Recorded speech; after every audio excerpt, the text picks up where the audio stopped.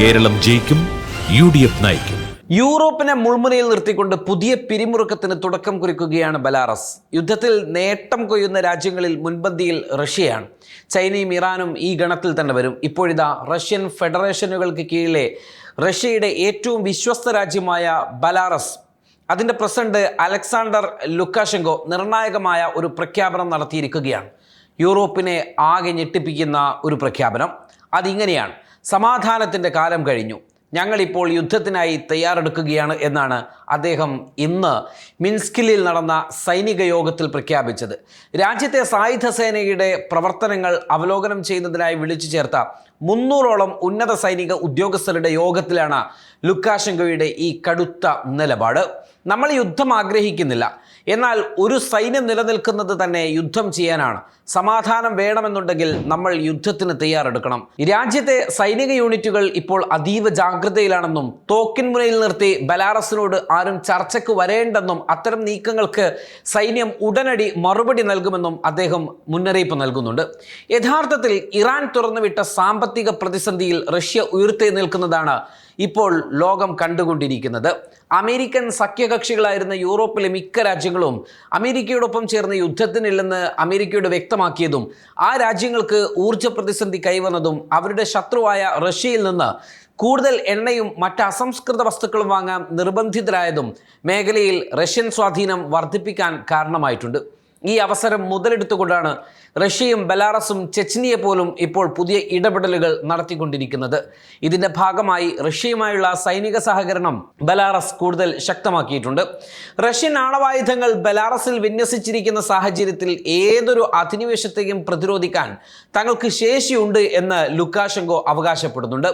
ഇങ്ങനെയൊരു പ്രസ്താവന നടത്തുന്നതിന് ലുക്കാഷെങ്കോയെ പ്രേരിപ്പിക്കുന്നത് റഷ്യക്ക് ലഭിക്കുന്ന മേൽക്കോയ്മയോടൊപ്പം അതിർത്തി രാജ്യങ്ങൾ നടത്തിക്കൊണ്ടിരിക്കുന്ന ചില സൈനിക നീക്കങ്ങളുമാണ്.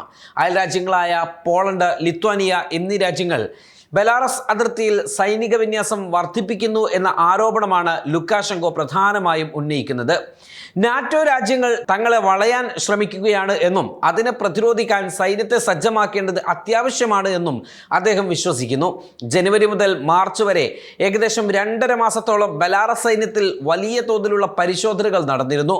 44 സൈനിക യൂണിറ്റുകളിലാണ് പെട്ടെന്ന് യുദ്ധത്തിന് തയ്യാറെടുക്കുന്ന രീതിയിൽ കോംബാറ്റ് അലർട്ട് പരീക്ഷിക്കുന്നത്.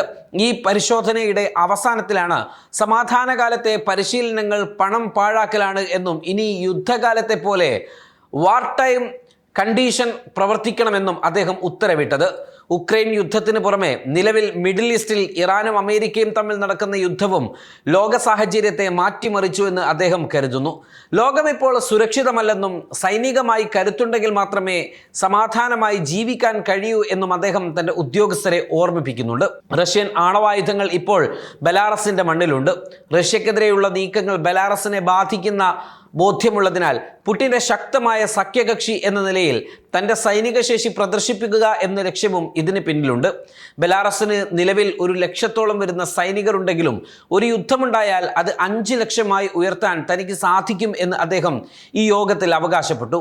അതായത് രാജ്യത്തെ മുഴുവൻ ജനങ്ങളെയും യുദ്ധത്തിന് സജ്ജമാക്കുക എന്ന സന്ദേശമാണ് അദ്ദേഹം നൽകുന്നത്. ചുരുക്കത്തിൽ സമാധാനം വേണമെങ്കിൽ യുദ്ധത്തിന് തയ്യാറെടുക്കുക, if you want peace prepare for war എന്ന പഴയ തന്ത്രമാണ് ലുക്കാഷെങ്കോ ഇപ്പോൾ പുറത്തെടുക്കുന്നത്. അയൽ രാജ്യങ്ങളെ ഭയപ്പെടുത്തുന്നതിനൊപ്പം സ്വന്തം രാജ്യത്തെ സൈന്യത്തെ കൂടുതൽ കരുത്തുറ്റതാക്കാനുമാണ് അദ്ദേഹം ലക്ഷ്യമിടുന്നത്. ലുക്കാഷെങ്കോയുടെ പ്രസ്താവന വന്നതിന് പിന്നാലെ പോളണ്ടും ലിത്വാനിയയും തങ്ങളുടെ അതിർത്തികളിൽ സുരക്ഷാ പരിശോധനകൾ കർശനമാക്കിയിട്ടുണ്ട്. ലുക്കാഷെങ്കോയുടെ വാക്കുകൾ വെറും വാചക കസർത്തല്ലെന്നും റഷ്യയുടെ നിർദ്ദേശപ്രകാരം യൂറോപ്പിനെ അസ്ഥിരപ്പെടുത്തുവാനുള്ള നീക്കമാണ് എന്നുമാണ് പോളണ്ട് വിദേശകാര്യ മന്ത്രാലയം ലുക്കാഷെങ്കോയുടെ പ്രസ്താവനയോട് പ്രതികരിച്ചത്. അതിർത്തിയിൽ കൂടുതൽ സൈന്യത്തെ വിന്യസിക്കുമെന്ന് അവർ അറിയിക്കുകയും ചെയ്തു. ബെലാറസിനെ ഒരു നയതന്ത്ര രാജ്യം എന്നതിലുപരി റഷ്യയുടെ ഒരു സൈനിക ജില്ലയായാണ് തങ്ങൾ കാണുന്നത് എന്നാണ് ലിത്വാനിയൻ അധികൃതർ വ്യക്തമാക്കിയത്. ലുക്കാഷെങ്കോയുടെ ഭീഷണി നാറ്റോ ഗൗരവമായി കാണണമെന്നും ലിത്വാനിയ ആവശ്യപ്പെടുന്നുണ്ട്. പുടിൻ്റെ കളിപ്പാവിയാണ് ലുക്കാഷെങ്കോ എന്നും സ്വന്തം ഇഷ്ടപ്രകാരമല്ല മറിച്ച് റഷ്യൻ പ്രസിഡന്റ് വ്ളാഡിമിർ പുടിൻ്റെ നിർദ്ദേശപ്രകാരമാണ് ഇത്തരമൊരു പ്രകോപനം ലുക്കാഷെങ്കോ നടത്തുന്നത് എന്നാണ് ഉക്രൈൻ പറയുന്നത്. ഉക്രൈൻ്റെ വടക്കൻ അതിർത്തിയിൽ അഥവാ ബെലാറസിൻ്റെ അതിർത്തി സൈനിക വിന്യാസവും പ്രതിരോധ കോട്ടകളും ഉക്രൈൻ ശക്തമാക്കിയിട്ടുണ്ട്. ബലാറസ് മണ്ണിൽ നിന്ന് ഏതെങ്കിലും തരത്തിലുള്ള നീക്കമുണ്ടായാൽ കടുത്ത പ്രത്യാഘാതം നേരിടേണ്ടി വരുമെന്നാണ് ഉക്രൈൻ പറയുന്നത്. ലുക്കാഷെങ്കോയുടെ പ്രഖ്യാപനം വന്നതോടെ കിഴക്കൻ യൂറോപ്പിലെ നാറ്റോ അംഗരാജ്യങ്ങളും അതീവ ജാഗ്രതയിലാണ്. അമേരിക്കയും നാറ്റോ സഖ്യവും ഈ നീക്കത്തെ നിരീക്ഷിച്ചു വരികയാണ്. ഉക്രൈൻ യുദ്ധത്തിൽ റഷ്യയെ സഹായിക്കാൻ ബെലാറസ് നേരിട്ട് ഇറങ്ങുമോ എന്ന ഭീതി ശക്തമാണ്. ഇങ്ങനെ സംഭവിച്ചാൽ ഉക്രൈന് വടക്ക് ഭാഗത്തു നിന്നും പുതിയൊരു വെല്ലുവിളി കൂടി നേരിടേണ്ടി വരും. നിലവിൽ ഉക്രൈന്റെ കിഴക്കൻ മേഖലയിൽ ശ്രദ്ധ കേന്ദ്രീകരിച്ചിരിക്കുന്ന ഉക്രൈൻ സൈന്യങ്ങളെ ചിതറിക്കാൻ ബെലാറസ് അതിർത്തിയിൽ ഒരു സംഘർഷമുണ്ടാക്കുന്നത് റഷ്യയെ സഹായിക്കും. ഉക്രൈന് തങ്ങളുടെ സൈന്യത്തിന്റെ ഒരു ഭാഗം വടക്കൻ അതിർത്തിയിലേക്ക് മാറ്റേണ്ടി വരുന്നത് യുദ്ധക്കളത്തിൽ അവർക്ക് തിരിച്ചടിയുമാകും. പോളണ്ടിനെയും ലിത്വാനിയെയും ഭീഷണിപ്പെടുത്തുന്നതിലൂടെ യൂറോപ്യൻ രാജ്യങ്ങളെ ഭയപ്പെടുത്താനും ഉക്രൈനുള്ള സഹായം കുറക്കാനും ലുക്കാഷെങ്കോ ലക്ഷ്യമിടുന്നുണ്ട്.